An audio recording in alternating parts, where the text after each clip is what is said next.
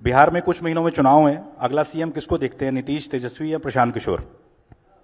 देखिए, ये political question आप हम लोग से काहे पूछते हैं? ये अब मेरे देखने से, अपने से सोच के देखिए, मेरा देखने से कोई सीएम नहीं बन सकता। मेरा एक इंडिविजुअल सिंगल वोट है। इसको बदल देते हैं, सबसे पॉपुलर कौन आपको लगता है इन सब में? सबसे पॉपुलर या आपका फेवरेट नेता कौन है?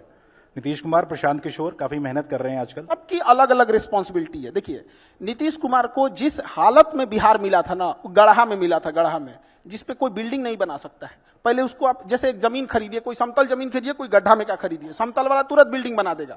तो उत्तर प्रदेश एक समतल जमीन थी, फटाफट काम होने लगा। और बिहार गढ़ा में मिला था, तो उन्होंने इस इंफ्रास्ट्रक्चर, बिजली, लॉ एंड ऑर्डर, सोशल, इसको सुधारते सुधारते परेशान हो गए। लालू यादव को जब मिला था ना, तो ऐसा स्थिति में बिहार मिला था कि कुछ ऐसे जगह थे जहां पूरे गांव के बाहर एक दो आदमी लाठी लेके खड़ा हो जाता था, कहता था कि तोरा वोट डालने नहीं जाना है, अब पूरा गांव अंदर रह जाता था। वो इंसान इंटरप्रेन्योरशिप देखेंगे। तो हर इंसान का चैलेंज अलग अलग है। जिनको जहां मिला, वही उन लालू यादव को रेलवे मिला, रेलवे को फायदा में दिखा दिए। अब लोगों ने कहा कि कबाड़ बेच दिए। दुनिया के कौन आदमी कबाड़ घरे में रखता है? ये बड़ा तो अच्छे ना किए। खान सर ने बड़ा स्मार्टली लालू जी की भी तारीफ कर दी और नीतीश जी को भी खुश कर दिया कि बिहार में दुकान चलानी है भैया। चलिए, इसके बाद आगे बढ़ते हैं।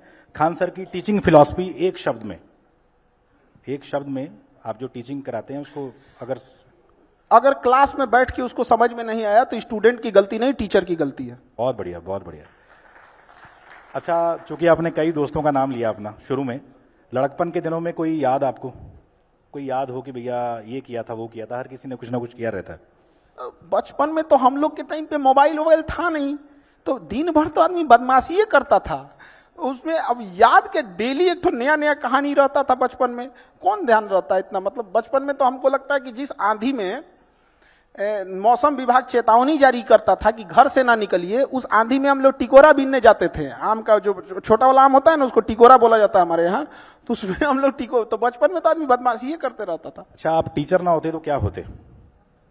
हमको तो फौज में जाना था। टीचर ना होते तो हमको एक किसानों के लिए, और हम भी अभी बताते हैं, बहुत दिन टीचिंग नहीं करेंगे, हमको किसानों के लिए वर्क करना है। किसानों की 3-4 महत्वपूर्ण समस्या है। उसकी एक, फसल का उत्पादन कम है। दूसरा क्या है, उसका फसल अगर उत्पादन हो गया तो कीड़ा खा जाते हैं सब। और उस तीसरा क्या है कि अगर नहीं खाया तो बेचने जाएगा तो उसके फसल की सेल्फ लाइफ कम होती है, तो कोल्ड चेन नेटवर्क नहीं है। उसको अगर शाम में अपनी सब्जी बेचने गया है तो शाम 4 बजे तक ही उसको अच्छा भाव मिलेगा। बाकी समय गिद्ध की तरह लोग देखते होंगे कि शाम होगा तो ये बेच के जाएगा, क्योंकि उसके यहाँ कोल्ड स्टोरेज का चेन नहीं है। आप 3 सिस्टम देखिए। किसान को आप 5 किलो का जो अनाज का है, ये देखिए, ये एक अच्छी योजना है और समाज का एक बड़ा हिस्सा उससे प्रभावित हो रहा है, उसका वो एहसानमंद है। लेकिन हमें एक ये भी सोचना पड़ेगा कि हम अभी भी कहां पर हैं। तो उनका योजना में हम संदेह नहीं कर रहे हैं, बहुत अच्छी योजना है। लेकिन ये जो 3 चीज है किसानों के लिए, एक किसान को बताइए, अगर मेहनत से उत्पादन किया, हमारे यहाँ समस्तीपुर एक जगह है, वहां गोभी उत्पादन हुआ, 1 रुपया किलो बिका गोभी, 1 रुपया, जबकि दुबई में बिक रहा था 250। बताइए, एक किसान दुबई भेजेगा कि जो सिस्टम बैठा हुआ है वो भेजेगा? तो क्या मतलब बनता है? वो ट्रैक्टर चला दिया, 1 रुपया किलो गोभी। अभी बहुत सारे लोग पूछेंगे, क्योंकि आप लोग दिल्ली में बैठे हैं, आप लोग को आइडिया नहीं लगेगा 1 रुपया किलो भी गोभी हो सकता है क्या? वहां ट्रैक्टर चला दिया समस्तीपुर में। तो बहुत समस्या है। आप कभी उसके ऊपर देख के देखिए, इस देश में सबसे ज्यादा अगर किसी के पास कलेजा और बहादुर है सब ना, तो इस देश के किसान हैं सब। यहाँ हम लोग का ना, एक मोबाइल छूट जाएगा ना तो अरे धक धक होने लगा, कहाँ मोबाइल हुआ छूट गया। वो 6 महीने तक अपनी फसल पूरे खेत में छोड़ के आता है। कभी आग लग जाता है, कभी कुछ हो जाता है, कभी कुछ हो जाता है, कोई उसको पूछने वाला नहीं होता है। तो जब तक इस देश में किसान और महिलाओं का उत्थान नहीं करेंगे, कहां से आगे बढ़ेगा? आपने मोबाइल की बात की। देश के करोड़ों युवा जो रील पर सारा दिन फील करते रहते हैं, उनको क्या मैसेज देंगे? कितना टाइम वेस्ट कर रहे हैं अपना वो लोग? रील देखने से अच्छा है अपने काम की चीजें देखिए। अगर आपको 2 घंटा मोबाइल चलाना है तो 2 घंटा की जगह 3 घंटा चलाओ, लेकिन आप स्पेसिफिक देखो। अगर आपको कोई मूवी देखनी है तो मूवी देखो। ये रील का मतलब क्या हो गया? अजनबी से मिलते जा रहा है, उसको खुद नहीं पता है कि इसके नीचे क्या करके स्क्रॉल करके आएगा, तो वो उससे कोई उसका याद नहीं होगा। जितनी छोटी छोटी चीजों को हम देखेंगे, हमारी मेमोरी कमजोर होते जाएगी। तो ये इसके मेमोरी पे चीजों पे बहुत ज्यादा हो रहा है, क्योंकि रील देखने के बाद ना हम उसे रिकॉल नहीं कर पाते। मेमोरी तेज कैसे होता है? जब हम किसी चीजों को बार बार रिकॉल करते हैं। तो अगर उस रील की जगह मूवी भी देख लेगा ना, तो उसको रिकॉल आएगा, कोई डायलॉग याद आएगा, कोई इमोशनल सीन, कोई गाना, कुछ ना कुछ याद आएगा। रील में उसको कुछ नहीं याद आता है। आप ऐसे समझिए कि हमारा दिमाग कितना शॉर्ट कर दिया है ये सोशल मीडिया ने, कि 20 सेकंड के रील पे भी ना ऊपर लिखा होता है वेट फॉर इंड। 20 सेकंड के रीलवा पे लिखा है इंड के लिए इंतजार करो। बाप रे बाप। अच्छा, काफी लोगों का सवाल था कि हजारों स्टूडेंट्स आपसे करंट अफेयर पढ़ते हैं, खान सर अपडेट होने के लिए क्या क्या पढ़ते हैं?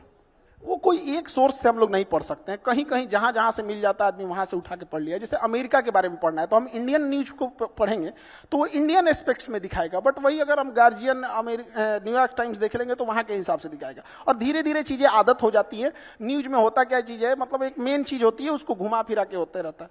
अच्छा, कोई एक चीज जो आपको लगता है आज के स्टूडेंट्स को पता होनी ही चाहिए, कोई एक चीज? बहुत चीज पता होना चाहिए, एक चीज से क्या चीज हो जाएगा उसका, लेकिन हाँ एक चीज मतलब हम ये जरूर कहेंगे कि जो स्टूडेंट के अंदर ये चीज होती है ना कि हम इसको बाद में पढ़ लेंगे, बाद में रिवीजन कर लेंगे, हम अच्छे से इसे फेयर कर लेंगे, टाइम टेबल बना देंगे, इस सबको बहुत दिक्कत होने वाला आगे जाके। अभी नहीं तो कभी नहीं है, जो आज करेगा वही कर सकता है। और बहुत परफेक्ट के चक्कर में नहीं पढ़िएगा। स्टूडेंट सबको देखते हैं एक बार फेयर करेंगे, एक बार रफ, कुछ नहीं, मिला पढ़ना चालू करो, चाहे जैसे भी। टेबल सजाएगा, पानी बोतल रखेगा, फिर उसको पानी पिएगा, नमकीन खाएगा, पढ़ने से पहले फिर वॉशरूम जाएगा, फिर पानी पिएगा, पगला गया, बैठ जहां पढ़ना है पढ़ वहीं पे। अच्छा, कोई आप स्टूडेंट्स की बात कर रहे हैं, सबसे अतरंगी सवाल जो किसी स्टूडेंट ने आज तक आपसे पूछा हो, कुछ याद हो आपको कोई किस्सा, किसी स्टूडेंट का सवाल?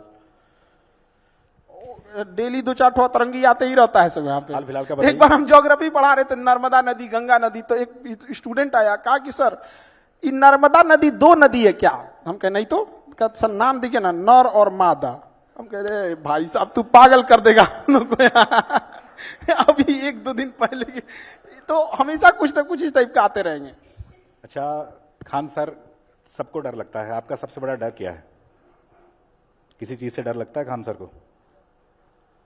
अलग अलग फील्ड में डर होता है, जैसे एक कोई चीज का डर नहीं होता। जैसे मान के चलिए एजुकेशन में एक चीज का ये लगता है कि जिस हिसाब से धांधली हो रही है, सीटों का कहां से कहां सीट कौन किसको बेच दिया जाएगा, तो डर इस बात का लगता है कि उन बच्चों का क्या होगा। हम तो यहां लड़ते रह गए कि भाई वो होगा, अब यहाँ पे जिसको कंट्रोल करना है वो कंट्रोल ही नहीं कर रहा है। हम तो इसी भरोसे बैठे हैं कि बीपीएससी हो जाए, यूपीएससी हो जाए, एसएससी हो, रेलवे हो, एनटीए हो, ये सीटों को रिजर्व रखे, मजबूती से रखे, और हम बच्चों को पढ़ाएंगे और ये लोग करेंगे। अब पता चला हम यहाँ बच्चों को पढ़ाते हैं, इधर धांधी हो जाते, मैं किसके लिए सजू, मेरा पिया आनहर है।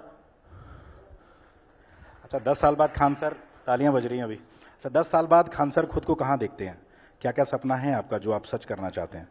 हम लोग प्रेजेंट में जीते हैं, 10 साल बाद जिंदगी कहां होगी आज से 10 साल पहले किसी को नहीं पता था 2015 में कि 2025 में क्या हो जाएगा। तो बहुत ज्यादा का प्रोजेक्शन नहीं होना चाहिए। हमको बस इतना लगता है कि हाँ, इतना जरूर कहना चाहते हैं कि एजुकेशन आज से 10 साल बाद भी कोई ये बात जरूर याद रखेगा कि कोई इंसान था जिसने एजुकेशन के लिए हमेशा के लिए लड़ते रह गए, चाहे जितना बड़ा ऑफर हो जाए, चाहे कुछ भी हो जाए, एजुकेशन के लिए हमेशा बच्चों के लिए लड़े थे।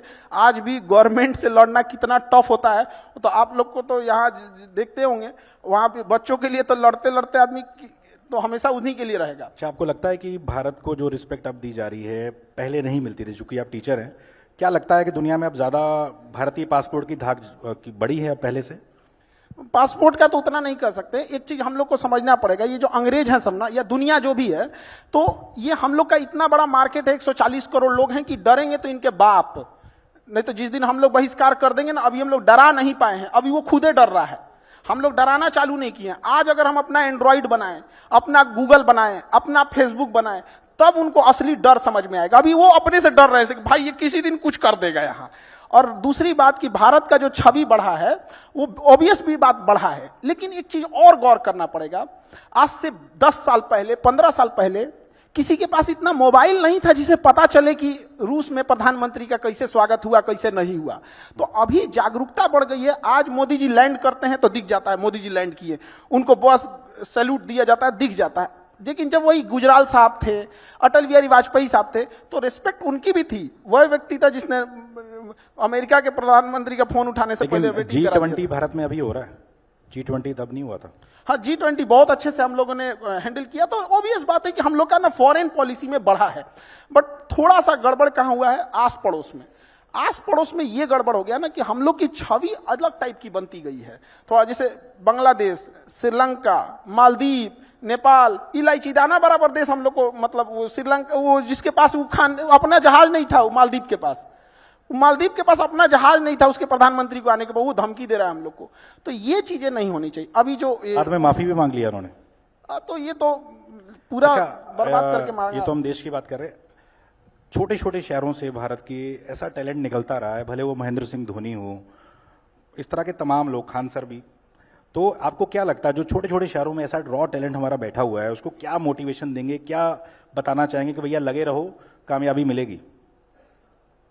हर शहर में ऐसे लोग हैं। अब थोड़ा सा क्या होता है ना कि इंडिया में जो इंसान सक्सेस हो जाता है, लोगों को लगता है ये बहुत अलग किया होगा।